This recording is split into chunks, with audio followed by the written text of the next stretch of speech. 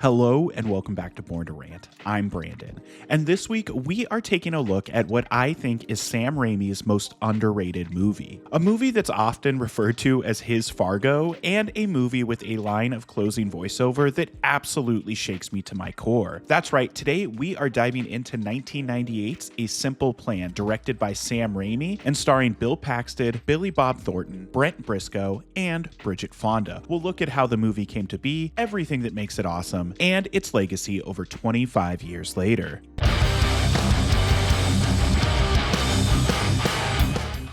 Now, I have to confess, A Simple Plan is not a movie I grew up with. In fact, it wasn't until my favorite podcast, Blank Check, covered the filmography of Sam Raimi that I finally sat down and watched it. And when I did, I was absolutely blown away. Not only is this movie just a great neo-noir thriller, but it's really Raimi challenging himself to not move the camera every 5 seconds and instead letting the actors and script tell the story. And don't get me wrong, I love Raimi's insane camera movements. I really do. Go check out my video on Darkman if you don't believe me, but I find the restraint found in A Simple Plan so incredibly refreshing. Like the scene towards the end of the movie with Paxton in the barber chair is a perfect example of Raimi just setting the camera down and letting the actors tell the story. And it helps that Sam Raimi was working with some really top-notch talent. Paxton was at a career high after Twister in '96 and Titanic in '97, and Bob Thornton had actually already received multiple Oscar nominations for his work on Sling Blade. Plus there's Bridget Fonda and Brent Briscoe giving what I believe are career best performances. I mean, the way that Fonda is able to influence Paxton's character to do the wrong thing at every turn is nothing short of masterful. And I could watch the scene in Briscoe's living room on repeat. All three actors are just at the top of their game. But before I get too deep into talking about everything that I love about A Simple Plan, let's go back in time just a bit and learn more about how this movie came to be.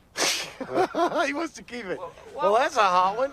Why wouldn't we? And it all starts with this guy, Scott B. Smith, who wrote the original novel, which was released in 1993. And once it was out, the rights were immediately purchased by the one and only Mike Nichols, who you might know as the director of movies like The Graduate, Working Girl, and The Birdcage. And he purchased the rights for the movie for $1 million the Monday after reading the novel, and he immediately got to work on pre-production. He even hired Smith to adapt his own novel into a screenplay. But sadly, shortly after this, Nichols would have to leave the project because of scheduling conflicts with All the Pretty Horses, which is another movie he would end up not directing, and ironically enough, that movie would end up being directed by Bob Thornton. So after Nichols steps down, Ben Stiller was brought on board to direct, and Smith claims that Stiller was really responsible for helping him learn how to write a screenplay, but Stiller would end up leaving the project shortly after over budget disputes with Savoy Studios. So then in January of 1995, John Dahl was announced as the director with Nicolas Cage set to star, and Dahl had been making a name for himself in the neo-noir world in the 90s, having directed movies like The Last Seduction and Unforgettable. However, in November of 1995, Savoy Pictures was sold to Silver King Broadcasting, and A Simple Plan was sold off to Paramount. The movie being sold is what caused both John Dahl and Nicolas Cage to leave the project. Enter producer Scott Rudin and director John Boorman, who you might know as the director of movies like Excalibur, Deliverance, and The Exorcist 2, among literally dozens of other movies. And Boorman got further along in the pre-production process than any other director before him. He's actually the one responsible for casting both Bill Paxton and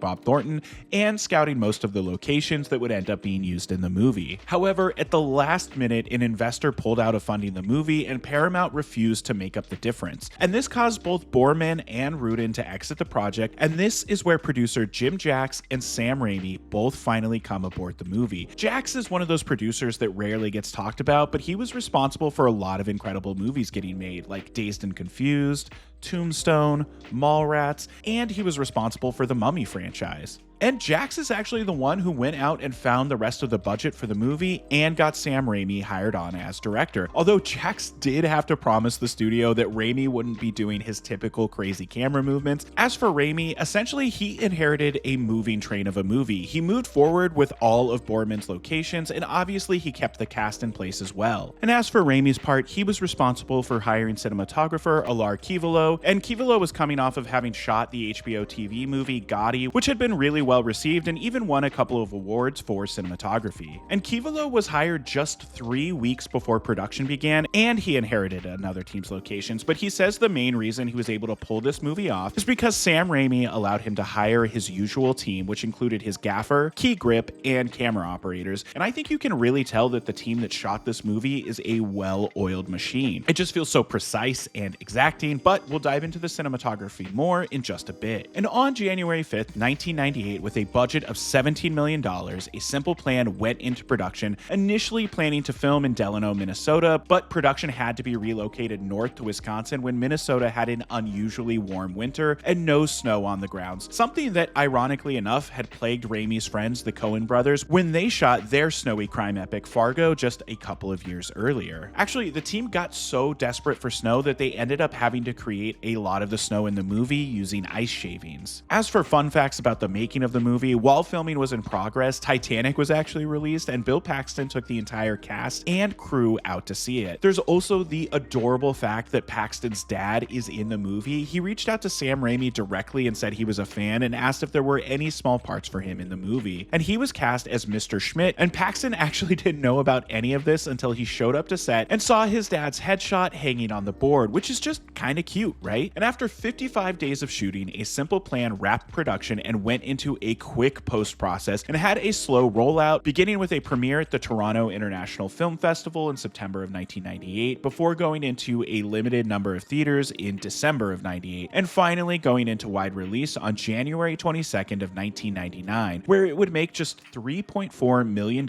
against its $17 million budget and place 10th at the box office. Though critics and audiences all gave A Simple Plan great reviews and it had good word of mouth, it just never quite caught on with audiences and would only make a worldwide total of $16.3 million.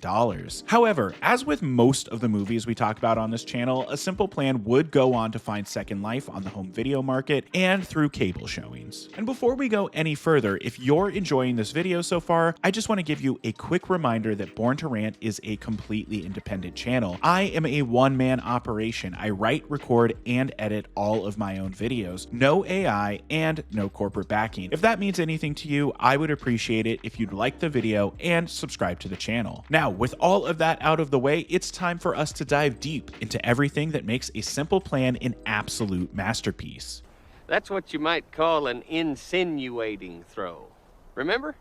And what better place to start than by taking a look at the movie's excellent screenplay? Truly, I think that Scott Smith absolutely nailed the screenplay, but I do want to talk a bit about this movie's excellent structure. First of all, the movie begins and closes with some excellent voiceover from Paxton's Hank that I think perfectly bookends the movie. The opening voiceover tells us about what it means to be happy in life as an adult and how Hank never realized that he had it all before losing his humanity. I just think it does a great job of setting up the journey that we're about to go on. And the structure of the script itself is incredibly solid. By minute 15, we've been introduced to Paxton's Hank, Thornton's Jacob, Briscoe's Lou, and Fonda's Sarah. Actually, it's like right at the 15-minute mark that the three men find the money in the woods. And then at the 30-minute mark, we get the first murder of the movie. The 1-hour mark sees the showdown between Hank and Lou. The 90-minute mark is the sheriff coming into the barbershop to tell Hank about the FBI agent coming to town. And of course, the last half hour of the movie is pure tension, dread, and hopelessness. One thing that the screenplay does that I really admire is how it slowly takes Sarah from the most pure character in the movie to the most greedy and dark of all of them. All of the murders in the movie can be traced right back to decisions Sarah made that she insists Hank follow through on. But what I really like is that the movie never treats Sarah like a villain, because there's no one villain in the movie. The movie's real villain is greed and the willingness to do anything to protect that money, and how it slowly corrupts every single character in the movie. And one thing that I really like is that every bad decision made throughout the story feels like the correct decision in the moment. Of course it's the right decision to take the bag of money. Of course it's the right decision to take a chunk of the money back to throw off potential authorities. Of course it's the right decision to stage the first murder as a snowmobile crash. And I could keep going on, but I think you get the point. A Simple Plan also has some absolutely incredible lines of dialogue and monologues throughout. Like, I would describe a lot of the dialogue in this movie as quietly heartbreaking, and a lot of that that has to do with the performances of the actors in the movie. Like I've already mentioned that I think Sarah is one of the most interesting characters, and a big part of that is the way that Fonda plays her. Like we see the wheels working in her mind with every decision she makes. And I like to think that much like Hank at the beginning of the movie, she is blissfully unaware with how content she actually is with her life. But once the money arrives, she starts questioning things, and this of course culminates with her wonderful monologue to Hank towards the end of the movie, asking what their lives will be like without the money. But it's this line,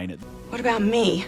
Spending the rest of my life 8 hours a day with a fake smile plastered on my face," that is truly devastating. You can see in Paxton's eyes that this absolutely shatters his entire reality about what he thought their life was going to be and how he thought they'd be living a happy existence no matter what. And speaking of Paxton, I really do think he gives one of the best performances of his career here. While he might not have the powerhouse monologues that Fonda or Thornton get, and the moment of Hank learning that he and Jacob's father didn't just die in a car accident, that he intentionally unalived himself for an insurance payout, is another absolutely devastating moment, and Paxton plays it perfectly. We also get these great moments of him realizing that people, mainly Lou, view him as an elitist know-it-all asshole. Plus, like I said earlier, I think his closing line of narration is just one of the most quietly devastating final lines in film history. There are days when I manage not to think of anything at all. Not the money, or the murders, or Jacob. Days when Sarah and I try to pretend that we're just like everyone else. But those days are few and far between. There's also the moment a bit later with Hank and Jacob in the car where they're talking about Jacob finding a woman to settle down with, and it's revealed that Jacob's never even kissed a woman, and we get this heartbreaking story about a girl in high school that pretended to date him for money. And in doing research for this video, I learned that this was actually a true story from Billy Bob Thornton's life growing up, and that he completely improvised it and didn't warn anyone that he was going to be trying something different for the take. So the look of shock and sadness you see on Paxton's face here is absolutely real. Actually, Sam Raimi said that watching this take was his favorite moment of filming, that it felt like he was watching live theater. And I mean, what else can be said about Thornton's performance in this movie? He is the clear standout. I mean, there's a reason he was nominated for an Oscar, but the thing that makes this performance feel so special is that it doesn't feel like a performance. It feels like Jacob is a real functioning person. I think there are a lot of actors out there that would have really hammed up this performance and really maybe tried to make Jacob just a carbon copy of Lou, but Thornton plays him with a quiet awkwardness and sweetness. He's not the smartest man alive, but he sees a lot more than people think he does. And I really think his standout moment is at Lou's house when Jacob and Hank are trying to get Lou to mock confess to the murder from earlier, and how Jacob gets frustrated with Hank's tactics,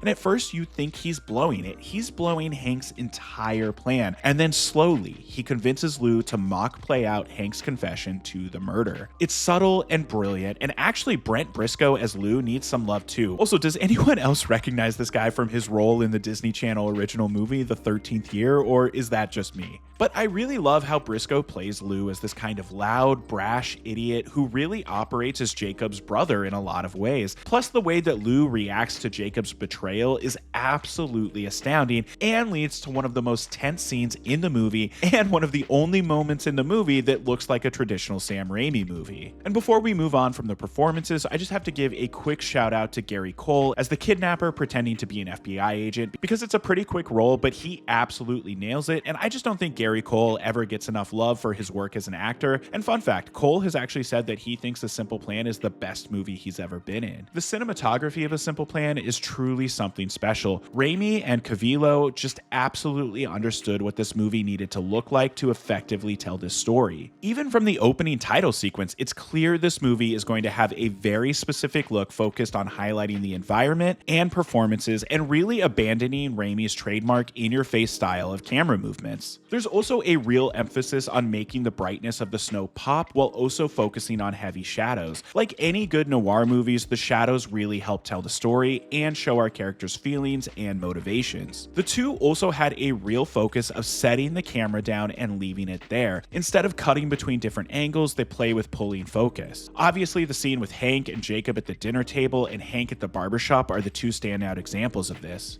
Actually, for the movie, they really favored shooting most of these scenes on a 40mm lens because it allowed them to both shoot fairly wide and do close-ups without having to change the lenses. I think it helps give the movie a really unique look. And A Simple Plan is kind of the perfect example of how even the most mid-budget movies used to look absolutely flawless and have their own unique, beautiful cinematic language. Like, for example, the snow in this movie is so white, it's almost blinding when it's on screen. I just really love how this movie looks, and I think it's a real standout in Sam Raimi's filmography. This is sadly the only time that Raimi and Kivilo would work together, which I think makes sense considering this is the only kind of quiet noir in Raimi's filmography, but also, I really would love to see these two work together again. And one thing I haven't mentioned yet is Danny Elfman's quietly haunting score. Like, the score for this movie is as much of an outlier for Elfman's career as the movie itself is for Raimi's career.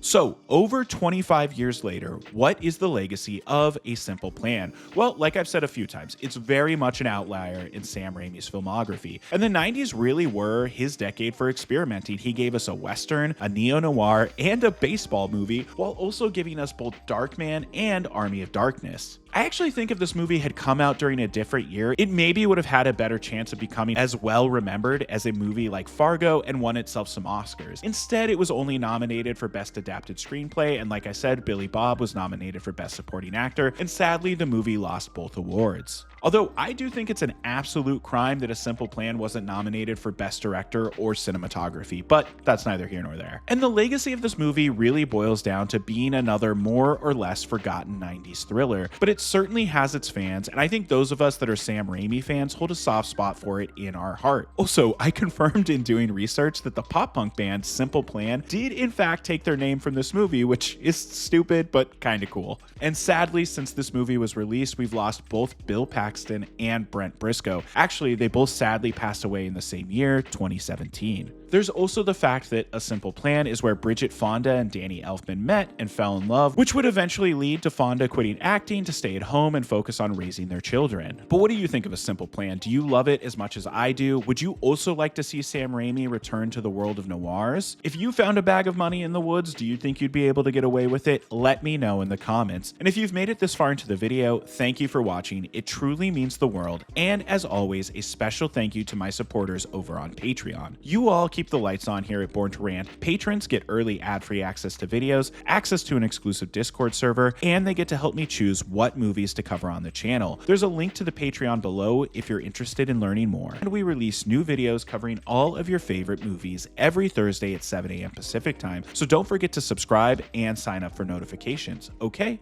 thank you. Bye-bye.